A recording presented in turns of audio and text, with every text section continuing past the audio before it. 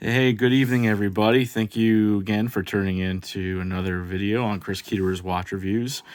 Tonight, I want to take a look at something that this watch here I think is really the best affordable mechanical chronograph you can buy. Mechanical chronographs, whether they're automatic or hand wind, they tend to be very expensive. Just looking around, some of the cheapest ones I've seen were like the Tissot Bridgeport, which, on something like Joma Shop is around $600. You start to get into your Hamiltons and your Mito chronographs, $7, $8, $9, $1,000. Till you start getting into the $2,000 range for something like Longines or and then you start going up into the Zenith El Primeros, and it just keeps going up and up and up. And for a lot of this out there, that's a lot of money, and it's money we don't have to spend. But if you're a watch enthusiast and you're looking for a really good budget mechanical chronograph with a lot of history, look no further than this piece. This is the 1963 Seagull chronograph. This was a reissue of a 1963 pilot's watch. So a little history. The Tianjin Watch Company, which is currently now Seagull, back in the late 1950s or somewhere around 1960, they were looking to procure themselves, movement designs so that they can build their own watches. And they purchased the rights to a struggling watch company out of Switzerland called the Venus Watch Company. And what they did was they purchased the rights to make Venus chronograph movements. And so what they did is that they bought the rights, they purchased all of the equipment, the tooling, the designs, and they shipped everything back to their factory in China and started reproducing these Swiss Venus chronograph movements. And that's what you have here today. There's several different Chinese companies that actually make this watch besides Seagull. This one I purchased here is not actually from Seagull. I honestly can't remember the name of it. It was purchased on Amazon, and I only paid $259 for it. So it was a steal right then and there. But most of the watches are all made the same. There's a couple different dial options as well as size options. The one I went for is the 38 millimeter size with a lug-to-lug. I measure about 46, so very wearable. Some come with an acrylic crystal, and some come with a sapphire crystal. I opted for the sapphire because that's just my personal preference. I like sapphire.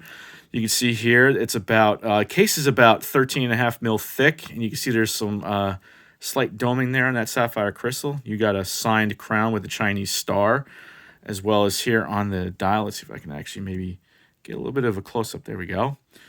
You can see the bluing on the hands. That is not thermally blued. These are chemically treated hands.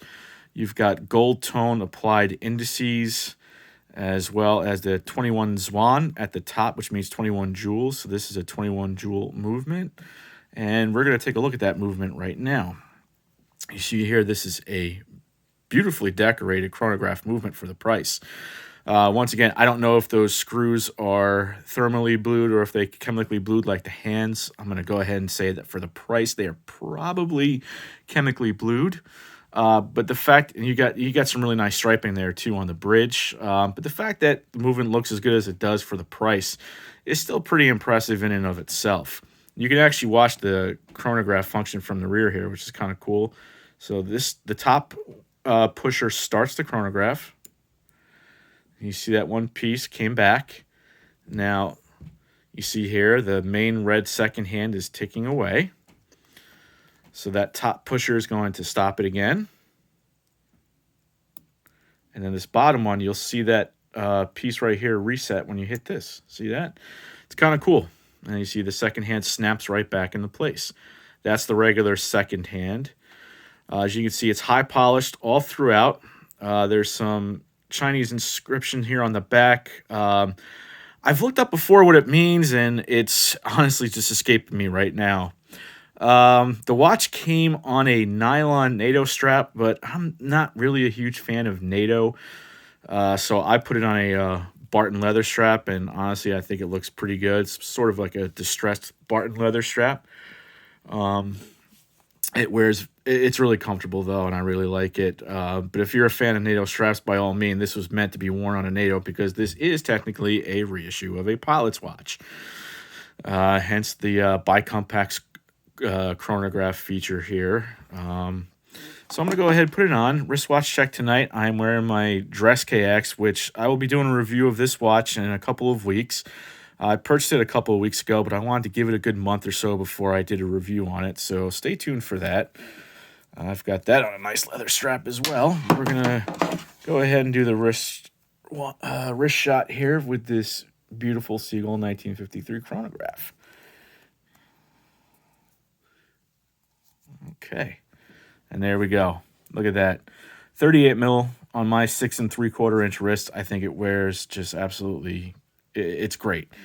I've worn it with casual shirts at work, sweaters. It will slide under the cuff, even though it's 13.5 mil thick. It gives off the impression that it's thicker than it really is, probably because that dome crystal, but it doesn't, I don't feel like it wears as thick as maybe it looks. It can be worn under a dress shirt. It's just a great watch to wear, whether you're wearing t-shirt and jeans or a button-down shirt or a polo shirt. It goes in a variety of situations. It's casual / dress casual, probably anything outside of not, wearing a suit or something like that. Let me go ahead and just, you see there is some anti-reflective coating on the sapphire crystal. So once again, for $259, that's actually pretty good. So let me know what you think about this watch. Do you think this is a watch you'd want to wear? I know for me, it works great in my collection. I love vintage inspired pieces, and that's exactly what this watch is. So for me, it was a no-brainer to put in my collection. So hope you guys enjoyed this. I hope you found it, interesting for you. If you got any questions or comments, please leave them down below. And once again, thank you for tuning in to another video on Chris Keeter's Watch Reviews. See you soon.